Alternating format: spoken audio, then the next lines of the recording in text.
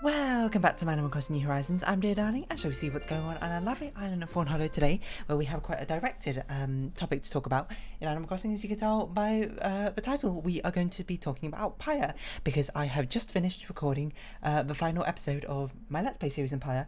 I will warn you now, hold on, well, warn you first, if you're a random person searching for Pyre in Animal Crossing, this is not me recreating Pyre in Animal Crossing, this is just me talking about the game Pyre while I play Animal Crossing in its background. So, you know, that's point number one. Point number two, I will warn you when I will start spoiling things story-wise or mechanics-wise or whatever in Pyre. But things starting out, I will talk rather generally about it, or things that you can find out, you know, from a Steam store page, etc, etc. So basically, very surface level, maybe minor spoilers here and there, but not particularly big ones.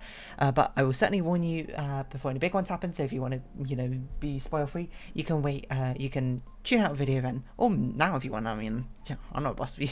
Hello everyone. Right now in Fawnhallow, it's 5:31 PM on Wednesday, June 29th, 2022.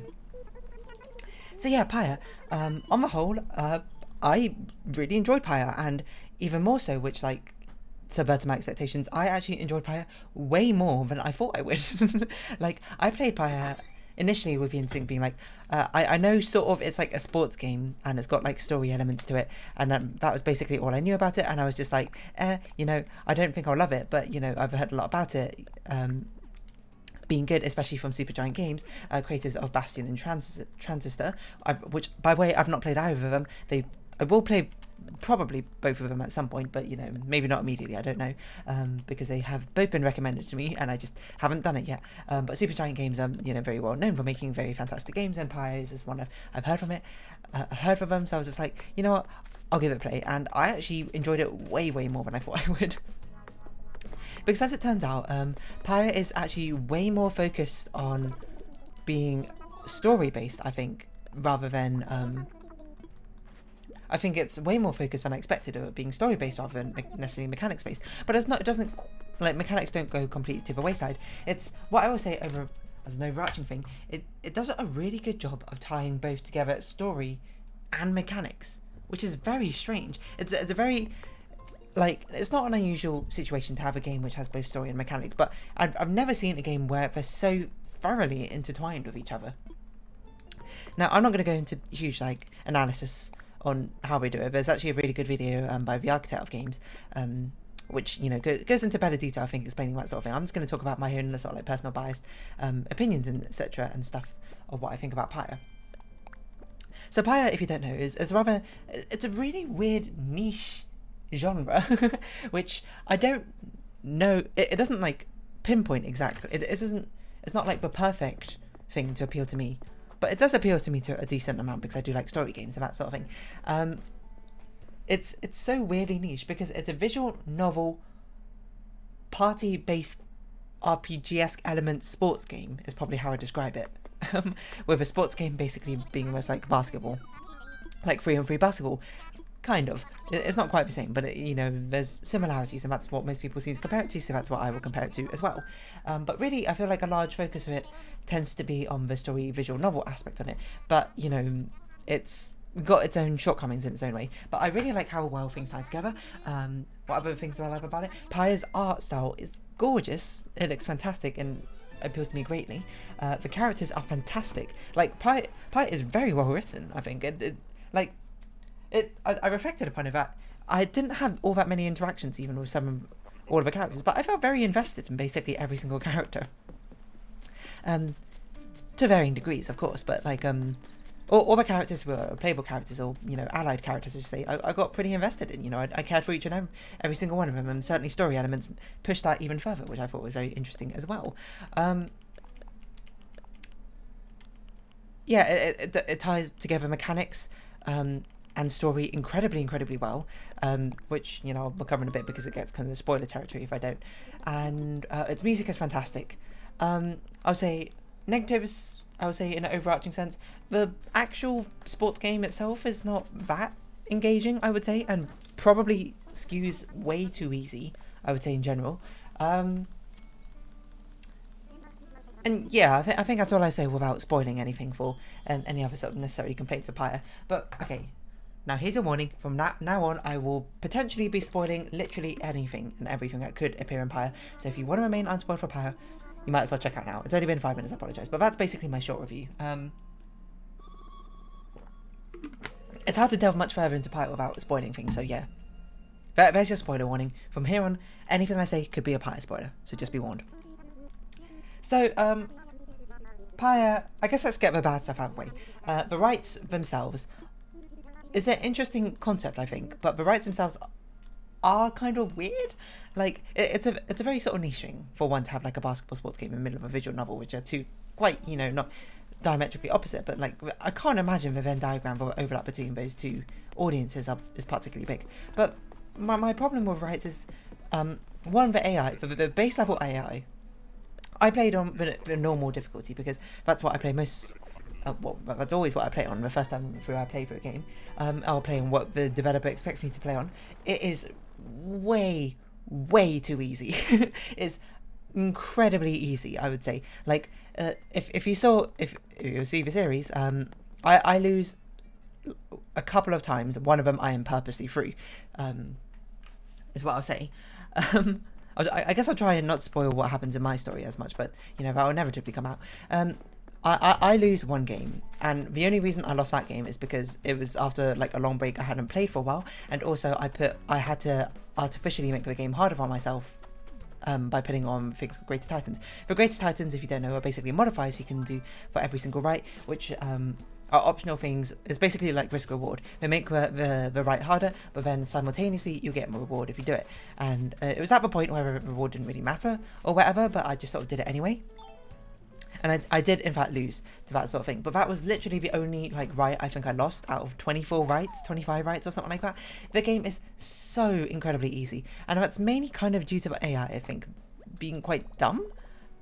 Gold metal spikes, this must be Phoebe's. And nothing makes me think about it more when the time I faced against Tamitha's team, and there was just a moment where Tamitha just continuously spawned, ran into a pit and died, spawned, ran into a pit and died, and I just went, what? So it should be a sort of thing where I feel like the difficulty should have been bumped up a thing, because the thing that Pyre does pretty interestingly is that there is no game over state. You just keep going. If you lose a thing, if you lose a right, you're not completely set back. It just affects the story in some ways, like characters, etc. That's cool, but you know there should be an actual threat of you losing, which I think would matter. I guess probably the balance is that they skewed on putting things to be slightly easier than normal, because one, probably people are more drawn to the story of obviously Giant games, so they wanted perhaps the people who played would be less like accustomed to necessarily the difficulty, and two, there is a way to artificially sort of inflate the difficulty of the future rights, but there isn't a way to bring it back down, so that's probably why they skewed a little bit on the easier side. But it does mean basically the first half of the game, until Greater Titans are introduced, is laughably easy, and then the next half is like you basically decide how easy you want to make it. So, you know, there's benefits and deficits to that, but I feel like Pyre really does benefit from storytelling of having the threat of losing. But I do appreciate at the same time that you have the option to create that threat for yourself, and then if you don't want that threat, you can just like basically breeze on through, which from what I read from other people, some people do prefer that, which is completely fair enough, and it's up to you. But of course I'm talking about my own personal biased experiences. It did end up, and that's probably why Pyre ended up feeling so much like a visual novel to me in the end, is because the sport games felt rather inconsequential a lot of the time as well. You still gain XP for losing, fair enough, but also Pyre is a thing where the story doesn't affect as much as you think it might, which is kind of strange, like something I didn't expect. I actually thought while playing the game, well written to convince me that my choices actually made a difference in the end. But it turns out the story doesn't actually change all that much from your choices and that sort of thing. Like sometimes stat changes low and that sort of thing, but really the only thing which matters is the liberation rights, where a lot of importance is placed on them, and rightfully so. So, you know, it is properly communicated, I think. But now we get into the good thing about Pyre. It's how Pyre really mixes together its mechanics and its storytelling incredibly well. Because the mechanic, like, you have to basically win, like, the liberation rights are basically the only rights which matter. But there are some rights which don't matter as well. Who you choose mechanically to bring on the rights is who you end up getting more story about. And the things tend to intertwine together. Like, you'll tend to favour certain characters, not only sometimes because of their story and their character or whatever, and you tend to bring them into rights so you can see more about them. But you can also favour them probably due to the way they play in the rights, and then you bring them into the rights more often, and then it's sort of like a positive feedback loop where you hear more about them, and then you like how they play even more and more, etc., etc. and when you hear more about them and learn more about their character and you like them, and it's sort of like a positive loop which feeds back into itself, and that's very cool in itself. So it's sort of basically subtly encouraging you to like certain characters, use them more and play them more. But this is an interesting part where the liberation right is a very clever way to sort of completely break the usual party RPG cycle, where usually with party RPGs, you know, for example, Pokemon's a very common thing. You basically get like some really overpowered characters, and they just completely dominate the game. You don't even touch the other characters you get, because oftentimes in party RPGs, you get characters progressively through the game, but most of the times you kind of stick with ones that you got really early, because by the time you get them later, unless the game scaled up by levels a huge amount, you, one, don't know how to use them, two, have no bond attachment to them, and three, a lot of the times they'll be lower leveled and be less effective than the characters which you've stayed with the entire time, so you tend not to use them. The liberation right is a very clever way to circumvent that, I think, from party RPGs. Is, for one, the liberation rights force you, if you win, if you do well, your reward is that you, story-wise, you get the reward of them, they get to live their best life, basically. That's one good thing. So you actually do get a reward from liberating them, but two, it subtly hides the fact as well that you actually get a big deficit from them. You lose that member permanently for the rest of the game, and that's good for one, because for one, that sort of like, you know, distance makes the heart grow fonder. Once you know that on the other side and that safe or whatever, that sort of like wraps up their story out quite concisely, and you aren't basically left with a weird experience of basically talking to them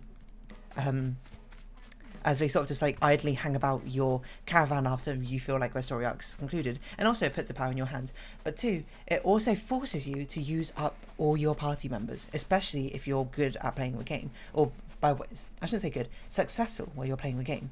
Because, very clever thing they did there, in the liberation rights you can only choose 3 of your companions, only one of which can be liberated at that time, but the 3 you choose from can only be the 3 with the highest experience, and because of a positive feedback loop, the 3 with the highest experience are going to be the ones you've invested the most in, and probably the ones which you played the most, i.e. your strongest characters, and you're encouraged to liberate them in the first place, because they want you, because presumably the characters you like, all of them, kind of, get a sort of good ending by succeeding on liberation right and becoming free. So you're encouraged to basically take your best characters, the ones you like playing, and be like, go be free, and then force you to play with other characters. That is such a clever way to deal with the party RPG system problem, and allows you basically to interact with everyone and really take your time with learning how everyone's played and learn the intricacies, of course, about their stories and that sort of thing. I would say for me, it didn't affect me that much, because I am the sort of person in the sample cast where I'm like, oh, use everyone. And that's kind of what I did. I just used everyone equally. So by the time the liberation rights came along, I was sort of just like, what? It didn't really feel that impact until I started realizing basically what happened later on. It's a very nice way to do things, I think. And I think it's a very clever system, I suppose, in a way. But the more you invest in something, the more willing you want them to be taken away from you, essentially. The 9 exiles, I think it's 9? No. Yes, 9 exiles in of themselves. Oh, it's also nice that your player character is actually kind of like a character in the story, a rather passive one. Wait, why am I chopping down trees? Do we need to? We don't need to. I need to get wood. That's what I'm doing. Nice to see them being like an actual character in the story, which is cool. No, what was I saying? All 9 characters, I think, or 9 exiles, were honestly pretty well written. I did enjoy the company of all of them, and because of the way the mechanics, I suppose, are forced together with the game, you get to know each of them reasonably well as you're forced to play them. Also, they have like a banishment sickness thing where you can't use one character too many times in a row, otherwise they become ill. Basically, you can't use them anymore on the rights. Yeah, all the characters were fantastic. Headwind, an absolute sweetheart or whatever, you know. You basically learn about all of them in a very nice way. And you learn about why they were sent down here and in the first place. And a lot of the time, you're sort of just like, you learn about them and then you sort of empathize with them and being like, you don't necessarily deserve to be down here. And the great thing is, from what I've read about other people, is like everyone has different sort of like interpretations of the characters of who they thought were deserving to stay and to go. Because just by nature of a story, big story spoiler, you cannot save everyone in this game, which is a good decision. And it's also one which is cleverly not revealed to you at the beginning of a game. It's one you find out eventually later, about halfway through the game or so. So, you know, there I was, very tactically liberating people, liberating, you know, the ones who I wanted to see go, but also like didn't necessarily like my playstyle and trying to keep my composition balanced. And when the upheaval came, where it's just like you have only a certain amount of people you can liberate. Not everyone can go back home. It was heart-wrenching for one, because I was just like, I want my happy ending. I want everyone to get my happy ending. But now it made me sort of really come to terms with the fact that I'm like, okay, I don't know how many more people I'm allowed to liberate. I now have to basically finish a story arc of the characters I wanted to leave the most and get them to go before there's no more opportunities. Which got me to get rid of Jodario, of course, very early as well. And not very early, but to make sure that Jodario's story got finished, because I was like, no matter what, I want Jodario to go home. And it just made me, like, you know, send it off before necessarily she was ready, even though she was very invested in character. I will say Jodario's like gameplay didn't really matter too much to me. It didn't appeal much to me because she was quite slow. My favourite character was actually Bertrude, who I actually very quickly settled on that she didn't probably want to really go back to the Commonwealth home, quote quote, and was perfectly content in staying down here, which made things easier. But it's a really nice sort of deliberation of basically being like, who should I send home, who should I not send home? It's a nice sort of balancing act. And you know, it's a nice balancing act, and it's an interesting mechanic when I'm talking more about mechanics rather than the story of the game. All the characters are really nice. I'm not going to really talk about in detail all of them, because you don't... There are still 9 characters in the game. It's hard to get huge amounts of progression out of all of them. So you really don't have too many conversations with them, but you have small, like, tidbits. What I'd say is basically, you don't have deep, meaningful chats with most of them. You normally have one where it's basically if they reveal their backstory. That's a deep, meaningful conversation you have with them. But most of the time, you get a big, like, idea of who their characters are, because the characters respond to everything. You use them on the right, they've got something to say. They often have interactions with each other after a right's done, whether you win or lose. You say something. You know, you bring them into the liberation right, even as an ally. You can see their thoughts on how they'll best proceed or whatever to try and help their own allies. Yeah, and I think it's a really cool thing, which people say who's more deserving of freedom, who's less deserving. Oh, hello, Celeste. So I see you'll be here tonight. Because I watch some people to see who they're left behind, and that sort of thing. And, yeah, I can't remember what I was going to say about that, but everyone's got, like, different things. Like, you know, the architect of the games, I mentioned him earlier, was talking about how, you know, he let Pamela stay down because he was like, she seemed like most deserving to stay down here because she only wanted to reunite with her sister, who wanted to basically start a war up on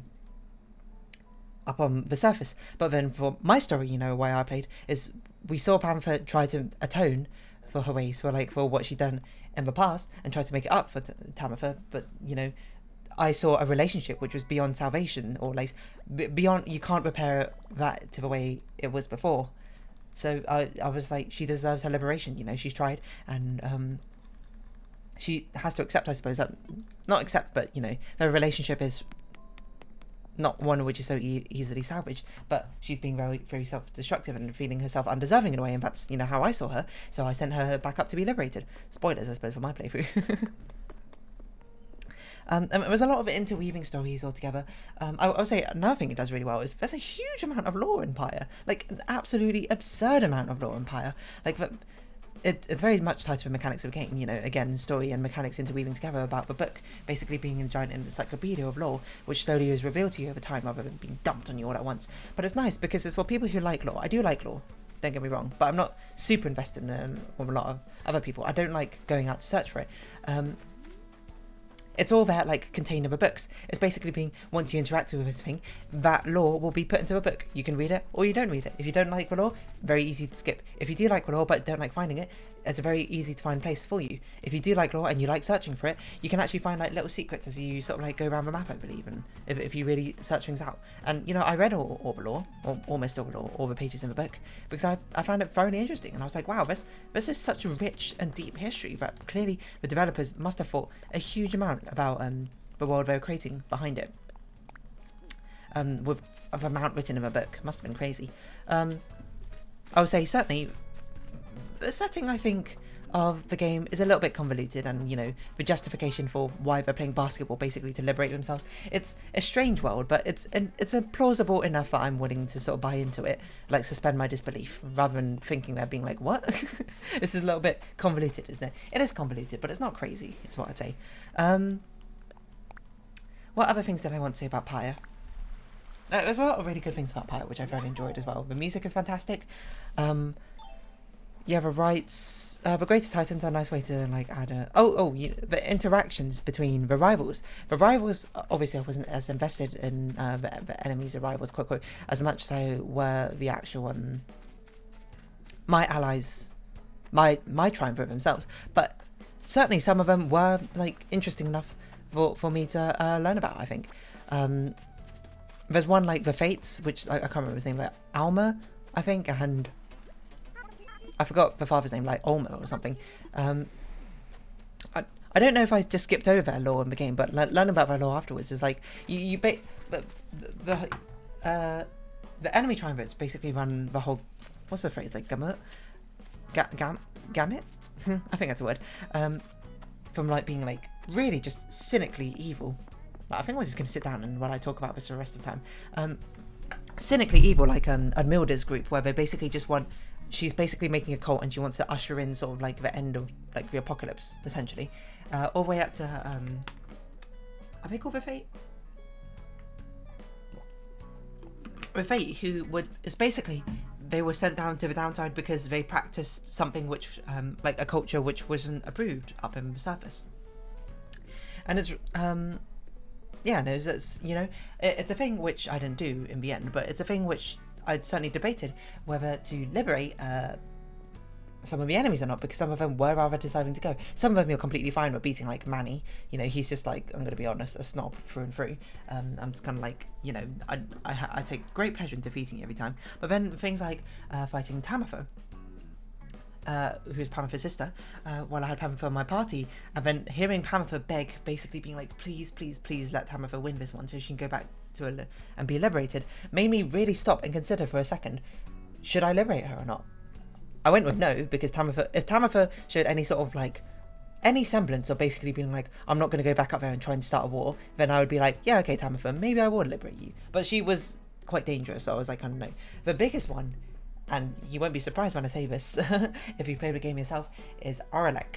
What an interesting character he is, I suppose, when he brought back.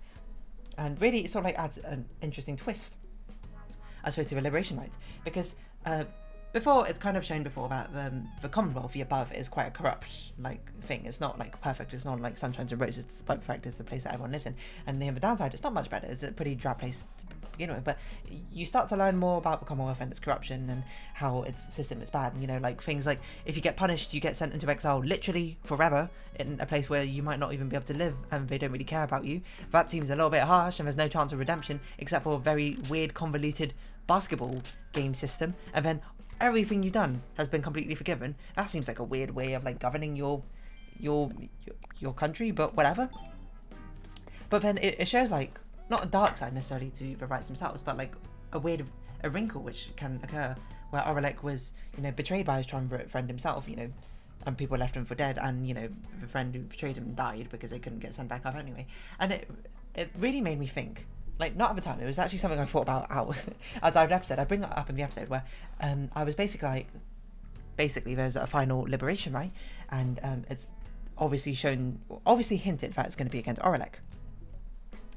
And at the time, the first time I heard about it, I was like, oh, I don't care. I'm going to, you know, liberate one of my teammates and because, you know, get them a chance to, you know, succeed with a plan, and I like them. But when I thought about it more, and especially I went to sleep while I was thinking about it, I was like, he really deserves to go back up. He had his chance, but then it was unfairly taken away from him, and then everyone just kind of like abandoned him for ages and just left him for dead. And then, you know, the liberation rights themselves just kind of went, well, tough luck, you know. There was nothing that he could do. Like, he couldn't go, even going back. They weren't just like, oh yeah, you can still go up, you know, it's still waiting for you, this elevator. They were just like, well, sucks for you, I guess.